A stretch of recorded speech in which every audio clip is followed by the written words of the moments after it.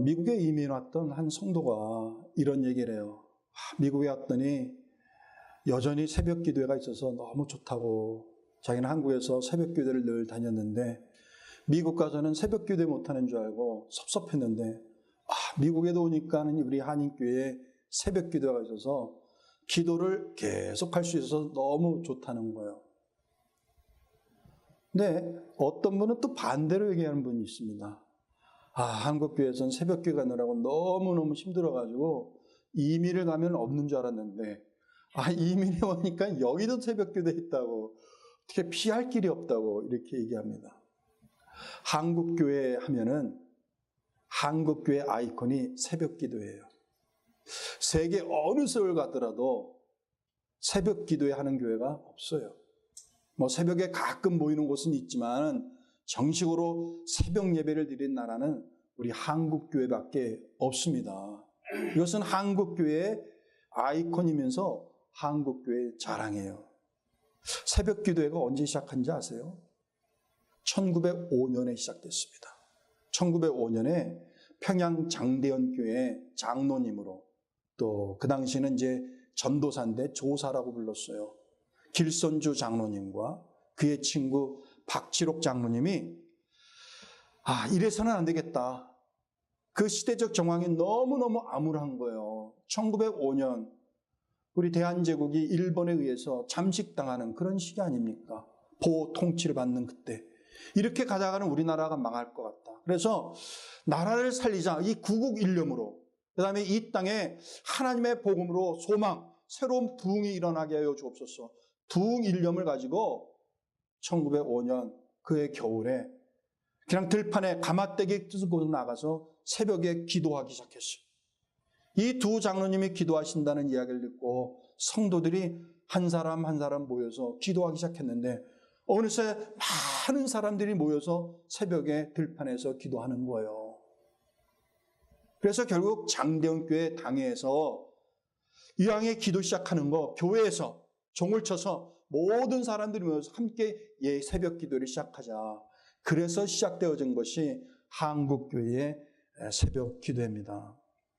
그리고 이 새벽 기도회는 다른 나라에 없는 우리 한국교회만이 가지고 있는 아주 특별한 기도회고, 이 새벽 기도회는 한국교회가 그 구한말, 그 위기 속에서 또 일제치하 속에서도 소망을 잃지 않냐고 살아갈 수 있는 정말 소망의 리소스가 되었고 한국교회 부흥의 원동력이 되었습니다.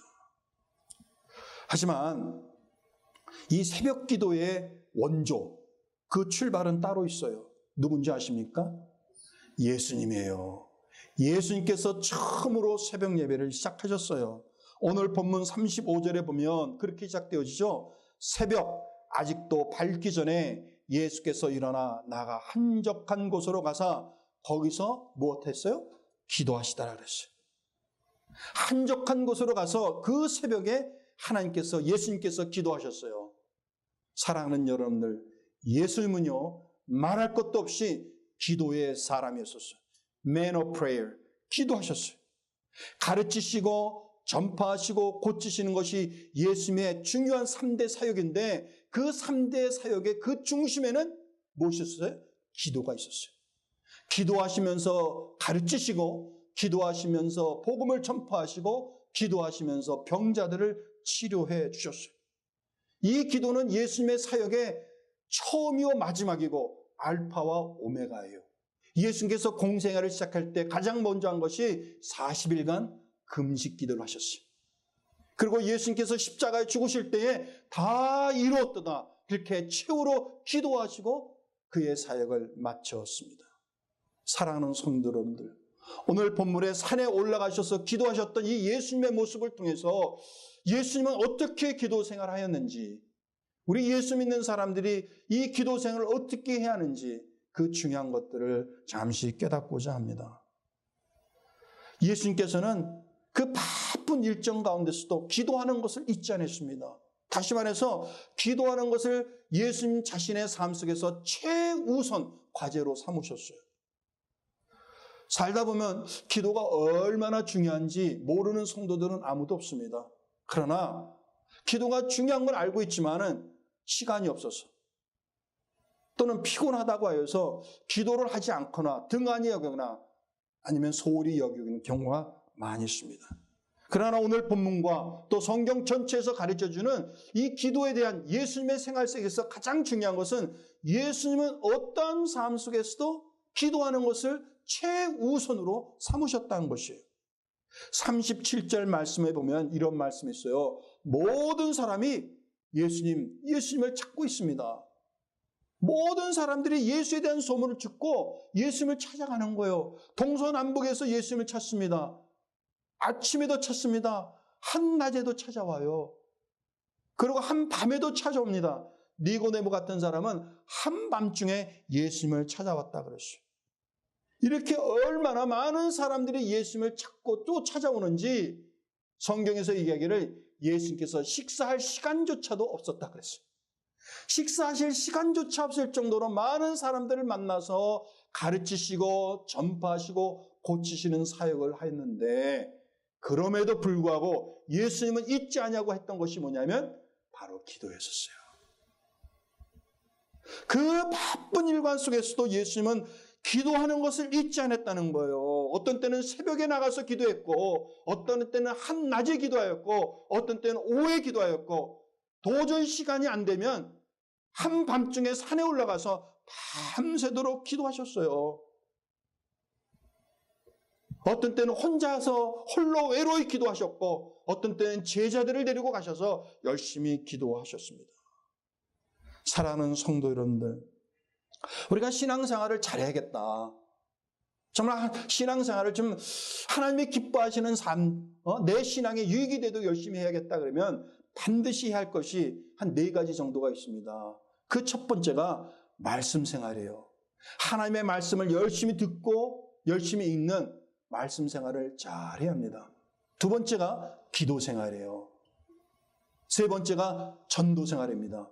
네 번째가 열심히 섬기는, 교회를 섬기고 이웃을 섬기는 봉사 생활이에요. 오늘 본문엔 이 4가지 중에서 이 기도가 얼마나 중요한지 예수님의 삶을 통해서 가르쳐주고 있는 거예요. 다시 말씀드린다면 예수님은 본인이 살아가면서 아무리 바빠도 기도하는 것을 자기 삶의 최우선 순위로 삼았다는 것이에요. 우선순위로 삼았다는 것이 무슨 뜻입니까? 우선순위로 삼았다는 것은 해도 되고 안 해도 되고 하는 그런 선택의 문제가 아니라 반드시 해야 하는 일이다라는 것이 우선순위라는 거예요. 사랑하는 여러분들, 우리가 예를 들어서 밥을 먹는다든지 잠을 잔다든지 그것을 한번 생각해 보세요. 그것은 잠을 자고 밥을 먹는 것은 필수사항입니까? 아니면 선택사항입니까? 시간이 없다고 해서 잠을 안 자는 사람이 있습니까? 배고프지 않다고 해서 밥을 거르는 사람이 있습니까? 만약에 그런 느낌이 없다고 해서 잠을 안 자고 또는 밥을 안 먹는다면 그 사람은 반드시 병이 들게 돼 있어요. 아무리 힘들어도 아무리 시간이 없어도 밥을 먹어야 하는 것이고 아무리 잠이 안 와도 자야지 돼요. 이것은 선택사항이 아니라 필수사항이에요. 이게 우선순위에 해당하는 것입니다. 기도도 마찬가지라는 거예요. 기도도 시간 나면 기도하고 시간 안 나면 안 하고 피곤하면 기도 안 하고 피곤하지 않으면 기도하겠다. 기도는 그런 문제가 아니라는 거예요. 기도는 예수 그리스도를 믿는 모든 기독자에게 뭐예요? 우선순위라는 거예요. 우선순위라는 거예요. 한국교회도 널리 잘 알려져 있는 아주 유명한 영국의 신학자고 목사고 또 설교자로 알려진 분이 있어요. 그분이 로이드 존슨 목사님이신데 이분이 돌아가셨을 때 많은 사람들이 정말 애도하고 슬퍼했어요. 그리고 그의 삶을 존중했습니다. 그래서 많은 분들이 일어나서 이 로이드 존슨 목사님은 정말 훌륭한 목사님입니다. 훌륭한 설교자입니다. 훌륭한 신학자입니다. 많은 사람이 이렇게 칭송을 하는 거예요. 돌아가신 이 목사님을. 그때에 그 목사님의 사모님이 가만히 일어나서 한마디를 더 했습니다. 여러분들 말이 맞습니다. 그러나 한 가지 빼먹은 게 있어요. 우리 목사님은 기도의 사람이었습니다. 우리 목사님은 기도의 사람이었습니다. 사랑하는 여러분들, 우리는 훌륭한 그리스도인이 되는 것도 중요하지만 우리 삶이 기도하는 기도하는 삶이 대한다는 사실을 반드시 우리가 깨달을 수 있기를 바랍니다. 우리 선교중앙교회는 특별한 비전과 꿈을 가지고 세워졌고 그러한 비전과 꿈을 가지고 모인 분들입니다. 우리는 바른 교회, 말씀과 성령의 능력으로 바른 교회를 세워나가야 돼요. 하나님 나라 확장을 위한 선교적 비전을 가지고 있는 선교적 교회가 되어야 할 줄 압니다. 그러나 무엇보다도 우리 모두가 저를 포함해서 모든 성도들이 열심히 기도로 하나님 앞에 영적으로 무장되어지고 이 기도를 우리 삶의 우선순위로 누릴 수 있는 저와 여러분들이 되어지기를 주님의 이름으로 축원합니다. 사도 바울이 에베소서 6장 18절에서 이렇게 말씀하셨어요. 모든 기도와 간구로 하되 항상 성령 안에서 기도하고 모든 기도와 간구로 하되 항상 성령 안에서 기도하고 그랬는데 그 중에서 항상이란 단어가 옛날 개역 성경에는 뭐로 되어있냐면 무시로 그랬어요. 무시로 기도해야 한다. 사도 바울은 이 기도 생활이 얼마나 중요한지 우리가 기도하되 성령 안에서 무시로 시간과 때를 가리지 않냐고 열심히 기도해야 한다는 것을 우리에게 가르쳐 주고 있습니다. 사랑하는 성도 여러분들, 우리는 언제 어디서든지 열심히 기도하는 것도 중요하지만 더 중요한 것은 이 기도는 내 삶 속에 필수적인 우선순위다 라는 것을 잊지 않냐고 살아갈 수 있는 저와 여러분들이 되어지길 원합니다. 기도하지 않냐고는 신앙이 성장할 수 없습니다. 믿습니까? 기도하지 않냐고는 교회가 성장할 수가 없어요. 기도하지 않냐고는 하나님께서 우리에게 주신 비전을 이루어 나갈 수가 없는 것입니다. 예수님께서는 이처럼 중요한 기도를 그가 바쁜 자신의 삶 속에서도 기도를 가장 우선순위로 두었을 뿐만 아니라 또 중요한 것은 예수님은 그 기도를 위하여서 구별된 시간과 구별된 장소를 두셨다는 것을 우리가 기억을 해야지 돼요. 35절 말씀을 다시 한번 보면 새벽 아직도 밝혀져 있는 예수님께서 일어나 어디로 가셨냐면 한적한 곳으로 가셨다 그랬어요. 한적한 곳. 아무도 없는 조용한 곳을 찾아갔다는 거예요. 내가 기도한다고 하면서 기도하는 환경이 기도하기 집중하기에 좋지 않은 환경에서는 우리가 기도할 수가 없어요. 나 어떤 환경 속에서 내가 기도할 수 있다겠지만 큰 음악을 틀어놓고 많은 사람이 북적대는 곳에서 우리가 집중하여 기도할 수 있겠습니까? 예수님도 바쁘고 피곤하지만은 그러나 기도하기 위해서 그 예수님만이 정말 기도에 집중할 수 있는 그런 구별된 장소, 구별된 시간을 찾아서 나섰다는 사실을 우리는 생각을 해야 합니다. 우리에게도 기도에 집중할 수 있는 장소가 있어야지 돼요. 꼭 교회가 돼야겠죠. 그러나 교회뿐만 아니라 여러분들 가정에 골방이 있으면 그것이 집중하여 구별하여 기도할 수 있는 장소가 되어야 할 것이고 또 여러분들 차 안이 될 수도 있고 여러분들의 사무실이 될 수도 있고 여러분들이 정말 하나님 앞에 집중하여 기도할 수 있는 그런 시간이 필요하다는 사실을 우리에게 가르쳐 주고 있습니다. 마태복음 14장 23절에 보면 이런 말씀이 있어요. 제가 읽어보겠습니다. 무리를 보내신 후에 기도하러 따로 산에 올라가시니라 그랬어요. 무리를 보내신 이후에 기도하러 따로 산에 올라가시더라. 여기서 중요한 단어가 두 단어인데 따로 산에 올라갔다. 따로라는 말은 무엇입니까? 따로라는 것은 자기 혼자란 뜻이에요. 홀로, 혼자서 그런 의미가 따로라는 거예요. 지금도 제가 생각납니다만 제가 어렸을 때 우리 어머니께서 새벽 기도회를 가실 때는 다른 사람이 깰까 봐 조용히 일어나셔서 따로 홀로 문을 열고 새벽 기도에 가신 것을 이렇게 느끼곤 했어요. 그러니까 기도라는 것은 어떤 뭔가 구별된 모습이 있어야 한다는 거예요. 예수님께서는 따로 혼자서 그 구별된 그 시간에 구별된 그 장소에 가서 기도하였다는 것을 우리에게 가르쳐 주고 있어요. 산에서라는 말도 마찬가지입니다. 예수님은 종종 산에 올라가서 기도했습니다. 집에서도 할 수 있고 강가에서도 할 수 있지만은 그러나 산이라는 특별한 장소를 택하여 올라가셨어요. 예수님은 그렇게 보면 새벽 기도의 원조인 것뿐만 아니라 무슨 기도의 원조예요? 산 기도의 원조입니다. 우리나라는 이 산 기도를 너무너무 좋아해요. 그리고 어떻게 보면 산 기도로 부흥하고 성장한 교회가 우리 한국 교회예요. 삼각산 기도원, 아마 나이가 있으신 분들은 알 겁니다. 한월산 기도원, 오산리 기도원, 천마산 기도원, 칠봉산 기도원.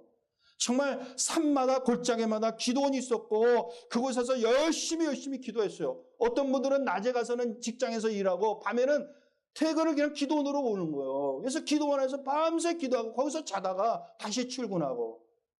예전에 우리 믿음의 어른들은 그렇게 신앙생활하면서 열심히 기도하였던 거예요. 이렇게 새벽 기도와 산 기도가 우리 한국교회 부흥의 원동력이 되었고 우리로 하여금 현대 정말 세계 선교를 주도하는 그런 한국교회로 만들어 주었던 것입니다.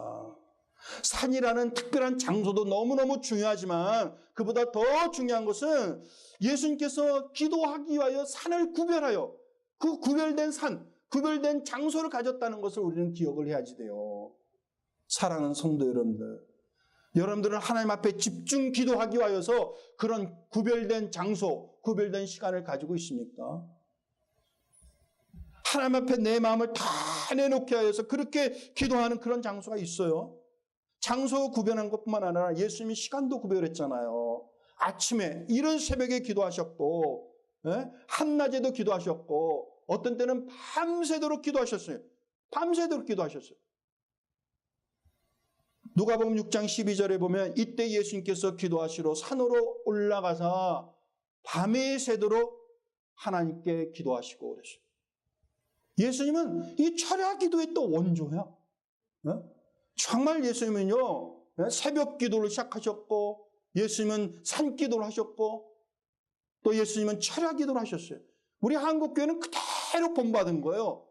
성경에 없는 예수님이 하지 아니한 독특한 그 기도를 우리 한국교회가 만들어 놓은 것 중에 하나는 뭐냐면 통성기도입니다. 우리 한국교회는 통성기도의 원조예요. 미국 사람들도 많이 통성으로 기도하지만 그러나 굉장히 드물어요. 그러나 우리 한국교회는 모였다면 통성으로 외치는 거예요. 간절하게 주 앞에 기도하는 거예요. 이렇게 예수님께서는 특별한 시간과 특별한 장소를 구별하여서 하나님께 기도하였습니다. 우리도 그러한 신앙을 가져야지 돼요. 저는 목회를 시작하면서 너무너무 기쁜 정말 시간 중에 하나가 기도하는 시간입니다. 그동안 금요 미스바 기도를 통하여 정말 제 자신이 정말 목회자로서 더 하나님의 은혜, 하나님 앞에 더 가까이 간다는 사실을 많이 깨달았고요. 그래서 너무 좋았어요. 그리고 이곳으로 이전한 다음에 우리는 또 새벽 기도를 시작했습니다. 너무너무 기뻤어요. 얼마만큼 많이 오느냐가 아니라 우리에게 구별된 시간과 구별된 장소가 있어서 하나님께 부르줄 수 있다는 것이 얼마나 감사한지 몰라요. 토요일 날은 온 성도들이 다 나옵니다. 어린아이부터 다 나와서 함께 예배드리고 기도하고 함께 음식을 나눠요. 하나님께서 우리 선교중앙교회에 주신 놀라운 축복인 줄 믿습니다. 어제는 또 저녁에 힘내 기도회로 모여서 기도를 하였어요. 너무 은혜가 되었습니다. 어떤 성도가 그러시더라고. 너무 은혜롭다고. 매번 기도해 오겠다고. 너무 감사하죠. 그렇습니다. 우리는 정말 힘껏 주 앞에 기도하시는 사람이 돼야지 돼요. 어떤 분이 그럽니다. 저는 목사님 열심히 기도하고 있습니다. 적어도 하루에 5번은 꼭 기도합니다. 그래요. 그러면서 얘기하기를 아침에 잠에서 깨서 기도하고 식사 3번 할 때 꼭 기도하고 잠자기 전에 또 기도하고 이렇게 5번은 제가 꼭 기도합니다. 좋죠. 그러나 그런 기도는 소위 까딱 기도입니다. 까딱 기도. 까딱 하나님 일어났어요. 까딱 잘 먹겠습니다. 까딱 잘 자겠습니다. 이런 기도는요. 1분, 2분, 5분 넘는 기도가 아니에요. 그런 기도도 중요하지 안 하는 사람도 있으니까 슬쩍 눈 감고 그냥 밥 먹는 사람도 있고 그런 기도도 중요하지만 우리에게 중요한 것은 구별된 집중하여 하나님께 기도하시는 구별된 시간과 구별된 시간 기도의 장소가 우리에게 필요한 사실을 우리는 깨달아야 할 줄 믿습니다. 마지막으로 예수님은요 기도하셨는데 어떤 때 기도하셨느냐? 항상 무시로 예수님께서는 기도하셨지만 예수님의 사역 가운데서 가장 중요한 사역이 있을 때마다 집중하여 기도했던 것을 볼 수가 있어요. 예수님께서 공생애를 시작하기 전에 40일간 금식하며 뭐 하셨습니까? 기도하셨잖아요. 예수님께서 12제자를 세우기 바로 직전에 예수님께서 산에 올라가셔서 밤새도록 기도하시고 내려오셔서 12제자를 세우셨어요. 예수님께서 십자가에 죽으시는 그 대속사역을 이루시기 그 밤에 산에 올라가셔서 겟세마네 동산에서 밤이 새도록 기도하셨어요. 예수님조차도 자기 삶 속에 굉장히 중요한 일이 있으면, 중요한 사건이 있고 중요한 계획이 있으면 그 일을 위하여 힘써 기도했던 거예요. 이 사명 잘 감당할 수 있도록, 이 사명 흔들리지 않도록, 악한 영이 침투하지 않도록 열심히 기도하였어요. 예수님은 중대한 일을 하기 전에 기도한 것뿐만 아니라 중대한 사역을 마친 후에도 기도하였어요. 여러분들, 요한복음에 보면 예수님께서 오병이어의 기적을 일으키거든요. 오병이어의 기적을 일으켰어요. 수천 명에 달하는 사람이 예수님의 오병이어 기적을 다 보고 이 오병이어를 먹은 거예요. 사람들이 놀라고 막, 와, 이분이 어떤 분인가. 그러다가 급기야는 사람들이 이 예수님을 우리의 왕으로 세웠으면 좋겠습니다. 우리의 왕으로 세웁시다. 해서 사람들이 예수님을 왕으로 막 세우려고 하는 그런 움직임에 막 보이니까 예수님께서 어떻게 하시냐. 즉시로 그 무리들을 해산시키고 제자들도 갈릴리 바다로 가게 하시고 예수님은 산으로 올라가셔서 뭐 했다 그랬습니까? 해가 질 때까지 기도하시더라 그랬어요. 왜 그랬습니까? 예수님이 이 땅에 왕으로 오신 게 아니에요. 예수님이 이 땅에 온 인류를 구속하신 구원자로 오신 거예요. 사람들에 의해서, 명성에 의해서, 유명세로 인하여서 자기의 본래적 사명을 잃어버리지 않기 위해서. 그러니까 이 교훈은요, 무엇을 얘기하냐? 우리 삶 속에서 성공할 때, 뭔가 좋은 일이 있을 때, 교회가 성장할 때, 내게 기쁜 일이 있을 때에 우리는 그 틈바구니로 악한 영이 들어온다는 거예요. 우리를 무너뜨린다는 거예요. 우리의 본래적 사명을 무너뜨린다는 거예요. 그러니까 잘 될 때도 역시 기도해야 한다. 우리에게 그런 것을 가르쳐 주는 것입니다. 예수님께서 산에서 기도하고 있을 때에 제자들이 밑에서 이제 사람들을 만나며 가르치고 있었는데 이런 일이 있었습니다. 어떤 사람이 이 벙어리 귀신 들린 어린아이를 데리고 와서 제자들한테 묻는 거예요. 이 귀신 들린 우리 어린아이를 좀 고쳐달라. 그러니까는 이 예수님의 제자들이 예수님이 하셨던 모습을 생각하면서 열심히 여러 방법을 통해서 이 귀신 벙어리를 물리치려고 했는데 고쳤어요? 못 고쳤어요? 못 고쳤어요.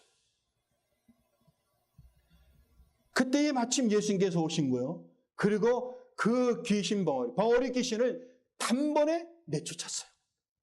단번에 내쫓았어요. 이 놀라운 현상을 보고 제자들이 예수님, 선생님, 왜 우리 이렇게 노력을 하여도 안 됐는데 어떻게 예수님은 이런 놀라운 일을 할 수가 있습니까? 이렇게 묻자 예수님께서 하신 말씀이 있어요. 정말 유명한 말씀이죠. 뭐라 그랬습니까? 뭐라 그랬어요? 기도 외에는 이런 유가 나올 수 없느니라. 할렐루야. 기도 외에는 다른 것으로 이런 유가 날 수가 없는 거예요. 기도를 통하여 하나님의 능력이 나온다는 거예요. 기도를 통하여 열린 문이 열린다는 거예요. 기도를 통하여 하나님께서 기적을 주신다는 거예요. 사랑하는 여러분들, 이처럼 예수님의 모습을 본받아서 우리가 어떤 일을 할 때에 중대한 일을 앞두고 사소한 일도 마찬가지지만 정말 중대한 일을 앞두고 여러분들 기도의 무릎을 꿇을 수 있는 저와 여러분들이 되어지길 원합니다. 교회 사역만 중대한 일입니까? 여러분들 가정에 사업도 있고요. 자녀 키우는 것도 있고요. 결혼 문제도 있고요. 학업 문제도 있고 많은 기도 제목들이 우리 앞에 있어요. 다 중대하죠. 교회만 축복받는 것이 아니라 늘 기도하잖아요. 여러분들의 사업도 축복되고 자녀들도 축복되고 멀리 가 있는 우리 자녀들 건강하게 학업 잘하고 이게 다 중대한 거예요. 이 모든 중대한 일을 위하여 우리는 열심히 하나님께 기도하고 악한 영이 침투하지 않도록 또 하나님께서 나의 삶을 축복하여서 많은 것을 얻었다면 그 모든 것에 하나님의 축복이 더하도록 열심히 기도하시는 저와 여러분들이 되어야 할 줄 믿습니다. 이제 말씀을 마치도록 하겠습니다. 오늘 설교의 초점은 예수님처럼 우리도 기도해야 한다는 거예요. 예수님이 행했던 것처럼 우리도 기도해야 한다. 예수님은 기도를 차선, 나머지 이런 것이 아니라 기도는 반드시 해야 할 삶의 우선순위로 삼았습니다. 이런 저와 여러분들이 되어지길 원합니다. 예수님은 기도하기 위하여 기도할 수 있는 특별한 기도를 장소와 시간을 맞춰 놓았어요. 우리에게도 구별된 장소, 그것이 가정이든 집이든 차 안이든 오피스든 간에 여러분들 기도할 수 있는 저와 여러분들이 되어지길 원합니다. 중대한 일을 앞두고 또는 중대한 일을 마쳤을 때 반드시 기도의 무릎을 꿇어야지 돼요. 기도로 앞문을 활짝 여는 것뿐만 아니라 기도함으로 뒷문도 어떻게 해요? 단단하게 닫아야죠. 예수님께서 12 제자들에게 이렇게 얘기했어요. 내 이름으로 무엇이든지 구하면 내가 시행하리라. I will do it. 내가 하겠대. 너희들이 내 이름으로 You may ask me in my name.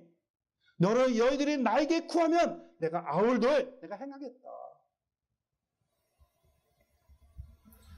우리 선교편지, 우리 강태영 선교사님, 필리핀에 있는 강태영 선교사님이 보내주신 선교편지를 읽어봤겠지만 그 기도 제목 중에 하나가 뭐였냐면 마닐라 지역에 있는 교회에 새벽 기도회를 시작할 수 있도록 기도해 주세요 그랬어요. 야, 놀랍죠. 과연 마닐라에 있는 교회들이 새벽 기도를 할 수 있을까? 제가 필라델피아에 있을 때에 그 시온 자이언 베프티스트 처치라고 흑인들이 모여있는 그런 교회를 한번 방문한 적이 있었어요. 전 그 교회를 갔다가 너무너무 충격과 도전과 정말 이 기도의 능력이 얼마나 크다는 것을 정말 절감했어요.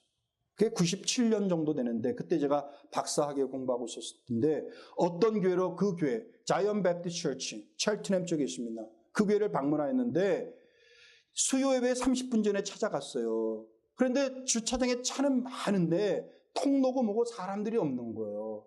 그래서 담임 목사님을 잠깐 만나고 싶었는데 안내하시는 집사님이 우리 목사님 지금 예배당에 있습니다. 그래서 30분 전에 그래서 예배당을 이렇게 들어갔더니 벌써 한 200여 명 정도가 이 강대상 앞에 쫙 모여서 기도하고 있고 그 다음에 그 담임 목사님 뵙진 않았지만 담임 목사님 같은 분이 강대상에서 한국식으로 무릎을 꿇고 엉덩이를 들썩들썩하면서 기도하고 있더라고요. 아니 이게 무슨 시츄에이션인가? 난 미국 교회를 많이 갔지만 그런 교회는 처음 봤습니다. 목사님이 그렇게 기도하는 것도 처음 봤고 예배 30분 전에 200, 300명들이 모여서 막 기도하는 것 처음 봤어요. 그리고 예배가 마친 다음에 그 목사님한테 이야기를 나눠요. 목사님 정말 놀라운 은혜를 받았는데 왜 이런 목회를 하십니까? 그랬더니 자기가 한국을 여러 번 방문했다가 새벽 기도회를 통해서 큰 은혜를 받았다는 거예요. 한국교회 새벽 기도회가 너무너무 축복된 일이구나. 그래서 본인이 돌아와서 새벽 기도회를 시작했다는 거예요. 그런데 새벽 기도를 열심히 강조하겠는데 아무도 안 오르는 아무도. 미국 사람들은 익숙하지 않죠. 그래서 그 대안으로 만든 것이 모든 공예배 1시간 전부터 기도하는 거. 그래서 모든 공예배에 먼저 이 목사님 먼저 무릎 꿇고 기도하기 시작했다는 거예요. 그러면서 사람들이 모이기 시작하는데 제가 갔을 때에 200여 명 정도가 수요일 날 그렇게 기도하고 있었고 그 당시 교회 교인들이 1000여 명 되셨어요. 그리고 한 8년 정도 지나서 2006년도에 제가 필라델피아를 다시 방문하였어요. 그 교회를 갔습니다. 그랬더니 첼트넘 지역에 놀랍게 큰 교회를 다시 짓고 있고 그 교인 수가 5,000명에 달하였어요. 저는 그것을 보면서 어떤 걸 느꼈냐? 기도의 힘이, 기도의 능력이 한국교회가 기도를 통하여 부흥하였다면 이 기도의 능력과 그 기도의 힘은 인종을 가리지 않고 그 능력이 나타난다는 거예요. 인종을 가리지 않고 모든 지역에 나타난다는 거예요. 이것이 기도의 능력인 줄 믿습니다. 우리 기도의 사람이 됩시다. 기도하는 교회가 되었으면 좋겠어요. 모든 일에 있어서 기도로 여러분들의 앞문을 여시고 기도로 여러분들의 뒷문을 닫는 기도의 사람이 되어지는 놀라운 축복이 있기를 주의 이름으로 축원합니다.